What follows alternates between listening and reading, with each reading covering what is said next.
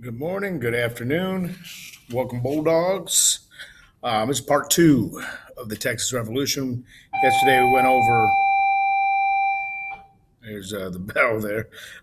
Yesterday we went over part one. Part one, we just focused on the kind of the laws and some of the things that forced Texans to be upset with Mexico. And then the other one was the first battle of the Texas Revolution, which was the Battle of Gonzales.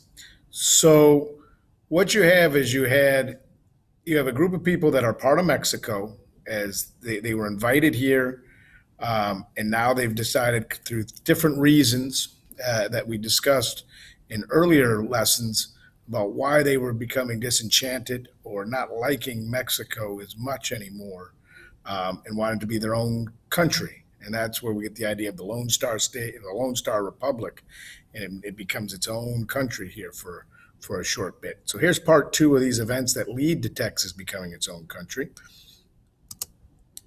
First thing is kind of a little bit of background information. There was a siege of Bear, which is where the Alamo is.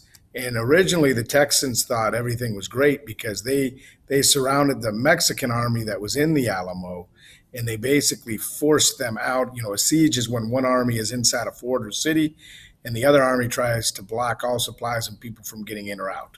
So the Mexican troops were defeated on December 5th, 1835, and then General Coss and his men surrendered and promised never to fight the Texans again. So they left. So that's kind of the background information. So they kind of are a little bit happy that they were able to defeat Mexico in that way. So that's going to lead us to March 1st, 1836, the Convention of 1836. It was at the Washington on the Brazos.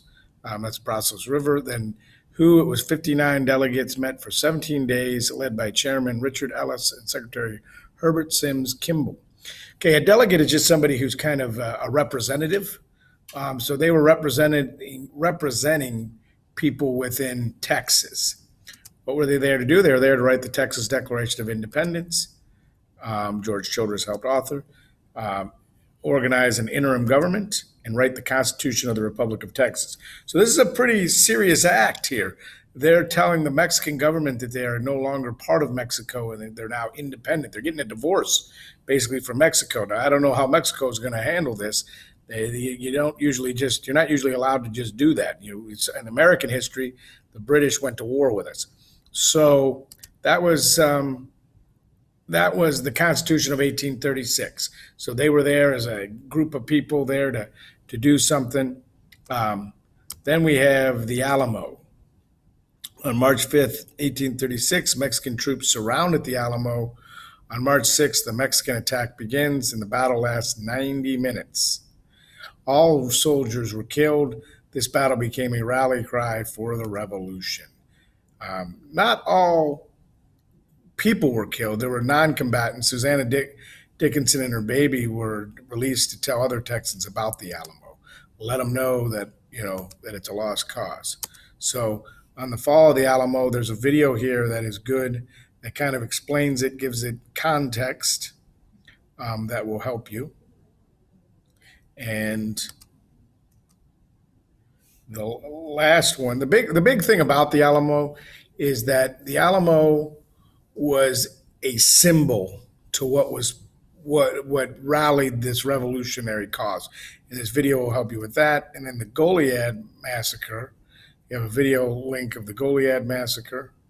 And whoops, let me go back to that.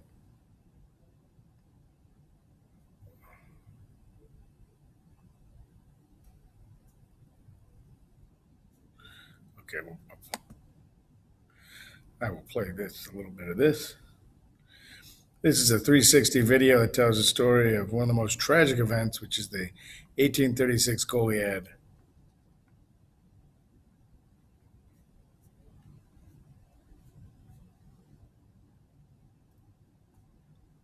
I don't know if this is going to work. The foul weather brought a foreboding reversal in the fortunes of the young Texian Revolution.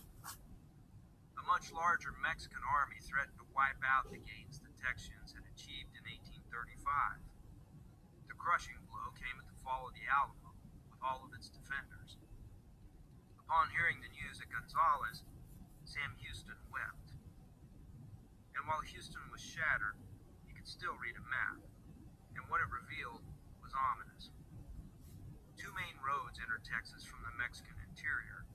In San Antonio, the Alamo blocked the western approach. At Goliad, the Presidio La Bahia, which its garrison had renamed Fort Defiance, jammed the southern. Now the Mexican commander, Antonio Lopez de Santa Anna, could outflank Goliad with General Jose de Arrea's forces and cut off the Presidio. In command of Fort Defiance was Colonel James Fannin, who had attended West Point and was just 32 West Point is, for those that don't know, is American Army. It's, the school Army, the football team Army. That's West Point. That's where our Army officers go to college. Houston dispatched orders to Fannin, outlining a retreat from Goliad and to rendezvous with the rest of the Texian forces in Victoria. On the morning of March 19th, Fannin and the Goliad garrison belatedly abandoned Fort Defiance. And even then, And so what you got to do is just finish watching the video, and then you'll get to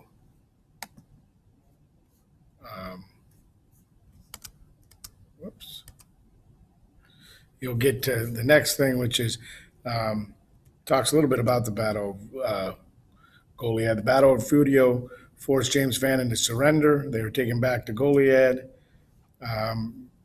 General Urrea asked that they be spared, but Santa Anna ordered their execution instead. That's where it comes up with the term Goliad Massacre. So on March 27th, 400 Texans were killed outside Goliad. The effect it made Texans want to keep on fighting. And then here's where what happened, how did it help the Texas Revolution, Convention of 1836, Siege of the Alamo, and you just finish those ones up, and then you're finished with part 2.